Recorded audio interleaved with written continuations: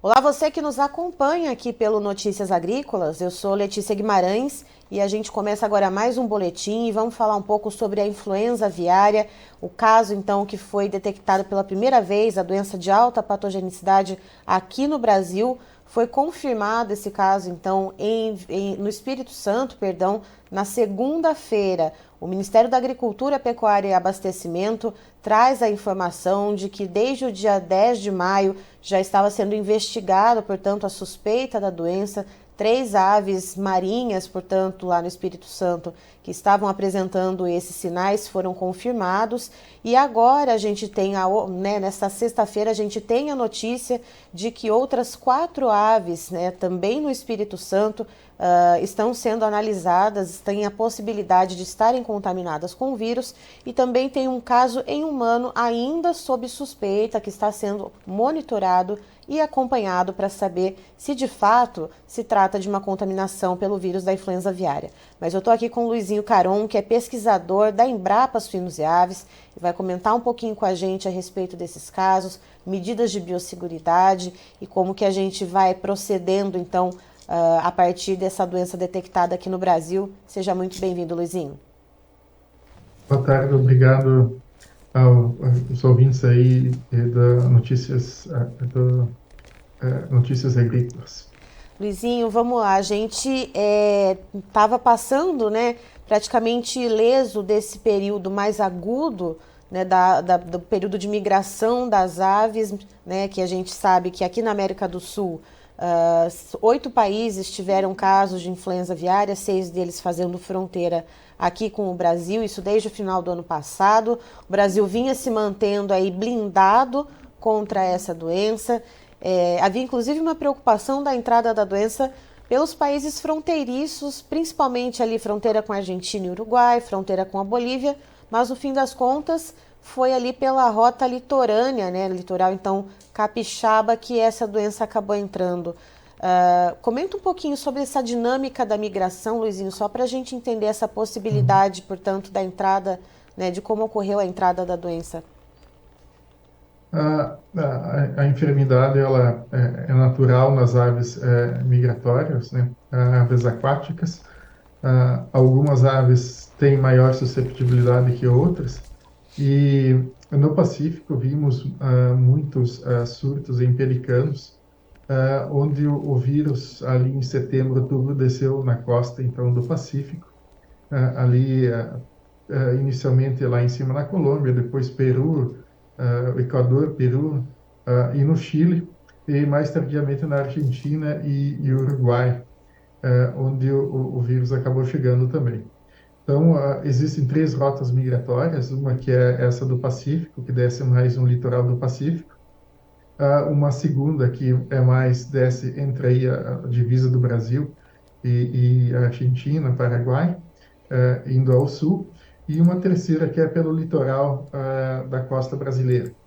Então, tudo indica que, assim, quando essas aves desceram, né, as que desceram aqui pela nossa costa não foi detectado ou não teve essa migração, não foi, não tinha o vírus, mas agora no retorno, né, então foi possível encontrar algumas aves positivas, 3 até o momento, e esperamos que, logicamente, que continuem assim. E Luizinho, esses casos que a gente tem confirmados, né, dessas 3 aves então no Espírito Santo, foram todas encontradas em cidades que são do litoral. Agora a gente tem essas 4 novas suspeitas, né, que estão sob análise, portanto, das autoridades da área sanitária lá do Espírito Santo. E uma dessas aves foi encontrada em um município que já não é mais no litoral, um município mais ao interior do estado, que é o município de Nova Venécia. E eu queria saber qual é essa possibilidade, já que essa trajetória que ocorre mais na faixa litorânea, como que essa ave pode ter ido então parar no município um pouco mais ao interior do estado? Normalmente essas aves são aves costeiras e, como tu bem frisou, essas 3 primeiras identificadas estavam na costa.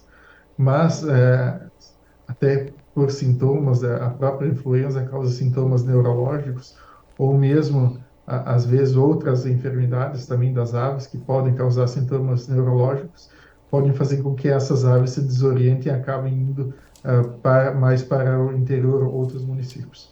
Por isso a importância aí da biosseguridade nas granjas para evitar, então, contato direto e indireto com aves silvestres para que não haja a transmissão e a infecção com a influenza. Nessa questão dos protocolos de biosseguridade, Luizinho, um dos pontos, né, que foi destacado, inclusive pelo governo do Espírito Santo, né, trouxe essas informações dessas 4 novas suspeitas e trouxe também o seguinte dado a respeito da eutanásia de 26 aves que estavam em um parque, né, em um instituto de pesquisa, na verdade, lá em Vitória. E foi um abate preventivo. Isso faz parte, de fato, de uma das medidas de biosseguridade. E outro ponto que eu também queria comentar com você é um caso de suspeita em um homem de 62 anos, 61 anos, perdão, também lá do Espírito Santo.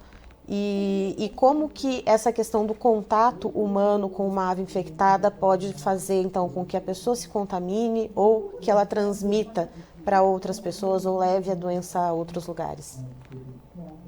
Assim, os casos de, Letícia, de transmissão de humanos são muito raros, né? Mas, todavia, podem acontecer. Geralmente se dão, ou a maioria deles, os conhecidos, se dão através do contato com aves doentes.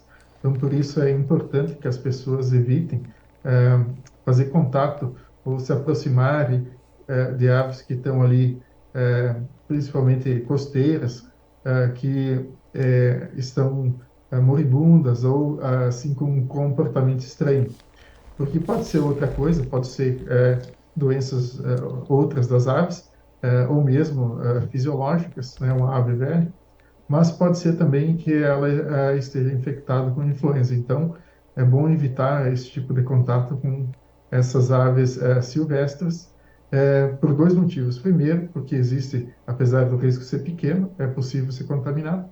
E o segundo é que a disseminação da influenza também pode acontecer num caso assim, onde a pessoa vai tentar cuidar da ave e acaba levando a doença para outras aves domésticas e também selvagens. Certo. Nessa questão da eutanásia, que então 26 aves do Uhum. Instituto de Pesquisa e Reabilitação de Animais Marinhos, perdão, o IPRAM, foi realizado, portanto, essa eutanásia preventiva nas aves. Isso pode acontecer de maneira recorrente em outros institutos, em outras situações, Luizinho? É um risco que existe, né? Uma vez que quando as aves são coletadas para abrigos, não se sabe qual é a condição sanitária delas. E essa, digamos, essa medida, ela se faz necessário tomar para que a doença não afete outras aves, né? Não chegue a outras aves, mesmo que sejam aves silvestres. Então, por isso se toma essa medida de fazer a eutanásia das aves. E é uma medida de proteção, enfim, mas é necessário, infelizmente. Certo. E pensando em outras medidas de biosseguridade, agora que a gente já tem a doença detectada aqui no Brasil, restrito nesse momento, por enquanto, em aves silvestres, lembrando, reforçando a todos que nos assistem, não há notícias ainda, nenhuma confirmação, nenhum caso de doença no sistema comercial ou industrial de criação de aves. E aí, Luizinho, para resguardar esse nosso status sanitário aqui no Brasil, quais são as medidas que devem ser mais reforçadas nesse momento em que a doença já se encontra em solo brasileiro? Então, as medidas mais importantes são aquela de evitar o contato direto de aves, ou seja, que manter as portas dos galpões fechadas, a tela sempre em condições, né? Se houverem problemas de tipo algum buraco na tela, deve ser imediatamente consertado para evitar que aves silvestres entrem em contato direto com as aves domésticas. Além disso, a questão do contato indireto, que seria através de roupa e calçados, Então, banho e troca de roupa quando for possível, se não, lavar bem as mãos sempre e pelo menos trocar o calçado antes de adentrar nos galpões. Isso é condição básica, e não só para prevenção da influenza aviária, mas como de várias outras doenças aí avícolas, inclusive a salmonela. Dessas medidas, a questão da água, assim, manter os reservatórios fechados e a água tratada com a quantidade aí, 3 a 5 ppm de cloro, isso ajuda muito a evitar. Além disso, não usar águas superficiais de rios, lagos e lagoas, né? São medidas que previnem a entrada e a disseminação da influenza aviária. Certo, e para você que nos assiste, além desse vídeo ficar à disposição, dessa entrevista que a gente está fazendo nesse momento, vai ficar à disposição de vocês, ela vai trazer junto, logo abaixo, junto com um texto, vai trazer um vídeo que o Luizinho fez na Embrapa, né, Luizinho, trazendo mais detalhes sobre essas medidas de biosseguridade, muito mais detalhadas, mais esmiuçadas. Luizinho, muito obrigada pelas informações, obrigada por você e todo o time da Embrapa Suínos e Aves sempre dividirem conosco essas informações que são de suma importância para a proteção do nosso status sanitário aqui no Brasil na produção de proteína animal. Obrigado, Letícia. Obrigado a todos aí, os ouvintes e espectadores aí do Notícias Agrícolas. Boa tarde. Tá, então estivemos com o Luizinho Caron, que é pesquisador da Embrapa Suínos e Aves, nos trazendo detalhes a respeito do caso confirmado de influenza aviária no Espírito Santo. São 3 aves que tiveram a confirmação da doença, uma em Vitória e uma em Marataízes, né, 2 cidades litorâneas ali do estado.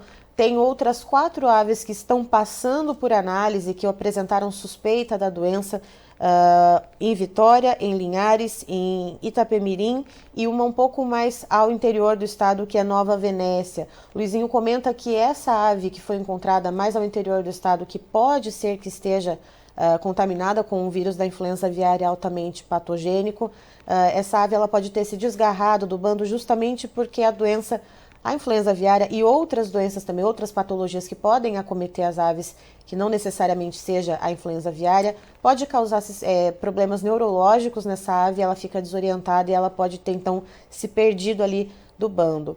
E o Luizinho explica uma hipótese dessa doença ter entrado, portanto, pelo litoral capixaba, já que a gente já tinha casos detectados de influenza aviária em países vizinhos aqui do Brasil, então Argentina, Uruguai, Bolívia, por exemplo, e a doença entrou justamente pelo lado oposto. E o que o Luizinho nos explica, que provavelmente foi a rota de migração para o hemisfério norte. Essas aves elas desceram, portanto, então, e desceram levando a doença aqui para a América do Sul, para esses países vizinhos aqui ao Brasil, e agora na hora de retornar ao hemisfério norte por essa rota litorânea aqui do Brasil, acabaram, portanto, trazendo a doença pelo litoral do Espírito Santo.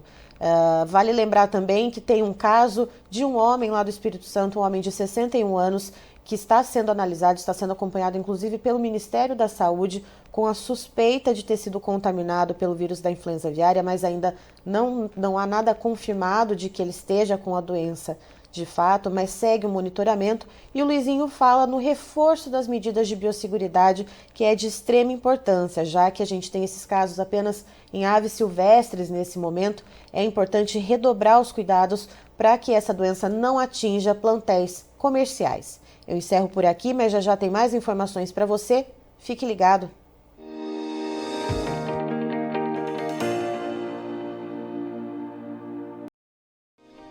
Se inscreva em nossas mídias sociais. No Facebook, Notícias Agrícolas. No Instagram, @Notícias Agrícolas. E em nosso Twitter, @Norteagri.